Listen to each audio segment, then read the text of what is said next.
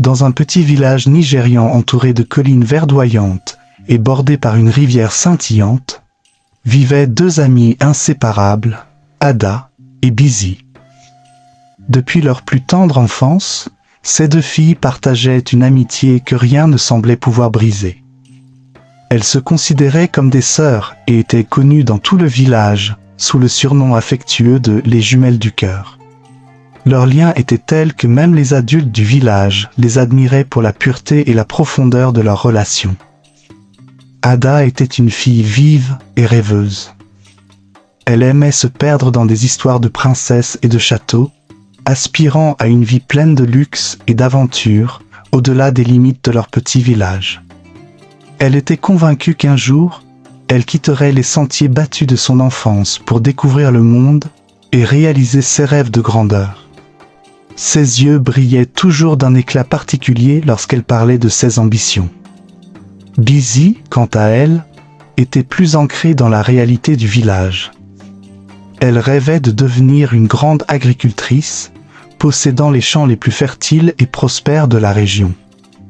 Son ambition était de contribuer à la prospérité de son village et de s'assurer que personne ne souffre jamais de la faim. Elle était connue pour sa détermination et son sens pratique, des qualités qui faisaient d'elle une personne respectée et aimée de tous. Leurs rêves étaient différents, mais cela ne les empêchait pas de se soutenir mutuellement. Elles partageaient leurs secrets, leurs peines et leurs joies. Ada et Busy étaient toujours là l'une pour l'autre, prêtes à se défendre et à se réconforter mutuellement. Leur amitié semblait inébranlable, un roc solide face au tumulte de la vie. La vie dans le village était paisible et rythmée par les saisons et les traditions ancestrales. Les deux amis grandirent entourés de l'amour de leur famille et de la communauté, se préparant inconsciemment aux épreuves et aux joies de la vie adulte.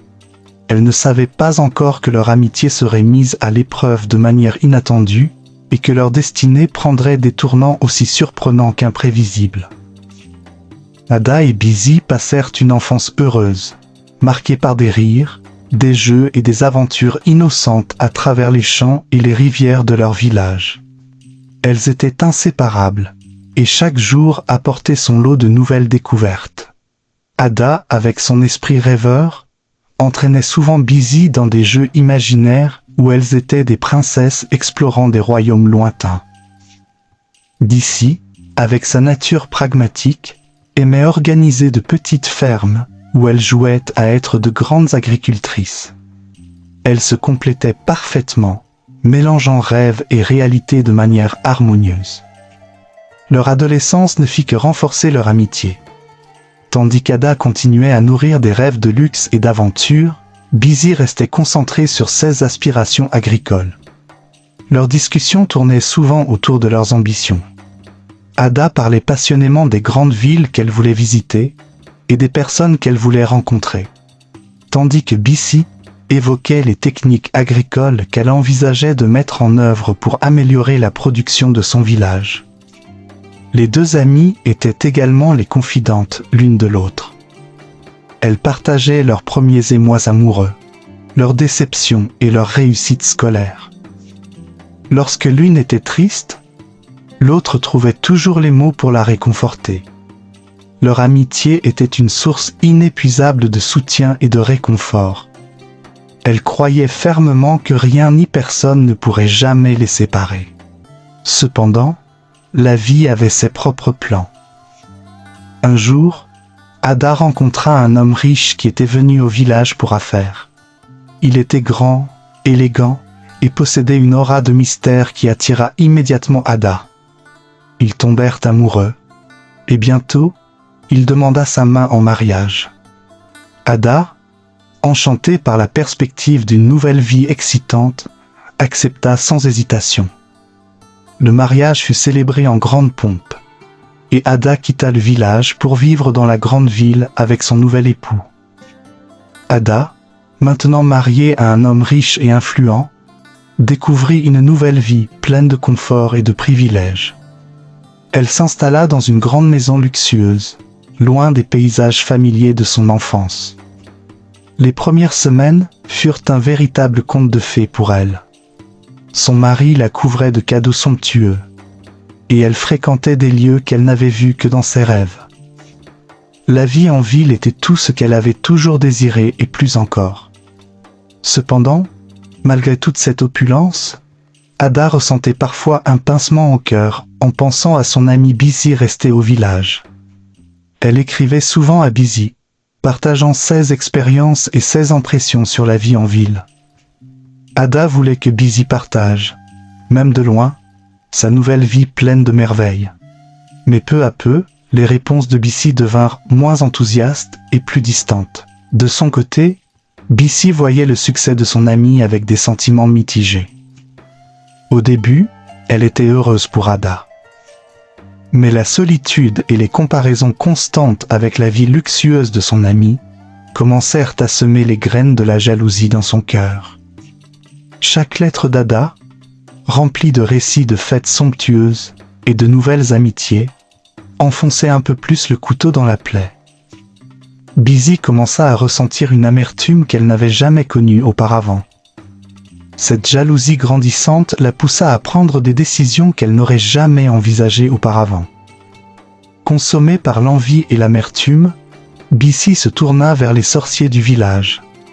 Elle espérait qu'en utilisant la magie, elle pourrait faire revenir Ada en détruisant son mariage. C'était une pensée terrible, mais la jalousie avait obscurci son jugement. Elle se rendit chez un sorcier renommé pour ses pouvoirs et lui demanda de jeter un sort pour que le mariage d'Ada échoue. Les sorciers, désireux de gagner leur vie, acceptèrent la demande de Busy. Ils commencèrent à travailler en secret leur sort, envoyant des vibrations négatives vers le couple en ville. Peu à peu, des tensions apparurent dans le mariage d'Ada. Son mari devint de plus en plus distant et irritable. Les disputes devinrent fréquentes, et l'harmonie qui régnait au début de leur union s'effondra. Busy, voyant que ses actions commençaient à porter leurs fruits, se sentit à la fois coupable et justifiée.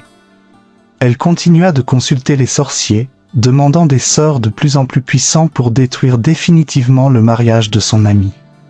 La jalousie l'avait transformée en une personne qu'elle ne reconnaissait plus. Chaque pensée de bonheur pour Ada était maintenant éclipsée par un désir brûlant de voir son amie revenir au village, humiliée et ruinée.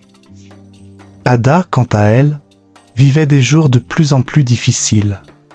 Les disputes avec son mari devinrent insupportables, et l'amour qu'ils partageaient autrefois se transforma en ressentiment et méfiance. Finalement, après des mois de conflits incessants, son mari demanda le divorce. Ada, le cœur brisé, dut retourner au village. La honte et la tristesse l'accompagnaient, et elle ne comprenait pas pourquoi son conte de fées s'était transformé en cauchemar. Busy, croyant avoir réussi à ramener son amie, ne ressentit aucun soulagement. Au contraire, elle éprouvait une amertume profonde. Elle avait pensé que voir Ada revenir, humiliée, satisferait sa jalousie. Mais cela ne fit que la plonger dans une mélancolie encore plus profonde. Malgré tout, elle continua de consulter les sorciers, cette fois pour s'assurer que l'ex-mari d'Ada l'épouserait. Elle espérait non seulement prendre la place de son ami dans la vie de l'homme riche, mais aussi apaiser son propre cœur tourmenté. Les sorciers, fidèles à leurs promesses, jetèrent un puissant sort pour que l'homme riche tombe amoureux de Busy. Et contre toute attente, cela fonctionna. Quelques mois après le divorce, l'homme proposa à Busy. Aveuglée par l'idée de pouvoir et de richesse, elle accepta sans hésitation, croyant que sa vie prenait enfin le tournant qu'elle désirait depuis si longtemps. Busy pensait avoir enfin remporté la victoire. Elle épousa l'homme riche, croyant que sa vie deviendrait un rêve doré. Elle quitta le village pour s'installer dans la même maison luxueuse où Ada avait vécu. Les premiers jours de son mariage furent marqués par une euphorie exubérante. Busy se plongea dans les plaisirs de la richesse, profitant des mêmes luxes que son ami avait décrits dans ses lettres. Cependant, très vite, Bizi découvrit la vérité terrifiante derrière cette façade de richesse. Son mari était en réalité un esprit de l'eau, un être malveillant déguisé en homme. Il la piégea dans une vie de souffrance et de terreur. Chaque nuit, elle était tourmentée par des visions cauchemardesques et des manifestations surnaturelles qui la terrifiaient. Bizi réalisa que sa jalousie l'avait conduite à une situation bien pire que tout ce qu'elle aurait pu imaginer. Elle comprit que les sorciers, en jetant des sorts pour qu'elle épouse cet homme, l'avaient liée à lui pour le reste de sa vie. Le sort qu'elle avait demandé pour unir sa vie à celle de l'homme riche était maintenant une malédiction inévitable. Bizi ne pouvait ni le quitter, ni trouver de réconfort dans son mariage. Elle vivait dans un état constant de terreur et de désespoir, regrettant amèrement ses actions passées. Pendant ce temps, Ada, libérée de son mariage malheureux, trouva un nouveau bonheur. Elle rencontra un homme bon et humble qui l'aimait sincèrement. Ils se marièrent et formèrent une famille heureuse, entourée de nombreux enfants. Bien que marquée par les épreuves de son premier mariage, Ada trouva enfin la paix et la joie qu'elle méritait. Bizi, piégée dans sa vie misérable, réalisa que ses actions motivées par la jalousie avaient non seulement détruit sa propre vie, mais avaient aussi libéré Ada de sa misère. Elle comprit que la véritable richesse ne résidait pas dans l'opulence matérielle, mais dans les relations sincères et l'amour véritable. La jalousie de Bizi lui avait coûté cher. Elle avait sacrifié son intégrité, son bonheur et sa paix intérieure pour poursuivre une vie de richesse illusoire. Sa quête de pouvoir et de statut social l'avait conduite à une vie de souffrance, liée à jamais à un esprit malveillant. En cherchant à détruire le bonheur de son ami, elle avait trouvé sa propre misère. Ada, quant à elle, trouva le bonheur et la sérénité dans une vie simple, remplie d'amour et de joie. Son parcours, bien que semé d'embûches, l'avait conduite à une existence épanouie. Elle avait appris à apprécier les petites joies de la vie et la valeur des relations sincères.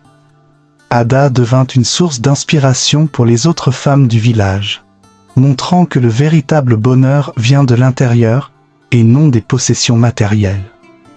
Bizi, réalisant l'ampleur de ses erreurs, chercha à se racheter. Elle demanda pardon à Ada, espérant trouver un semblant de paix.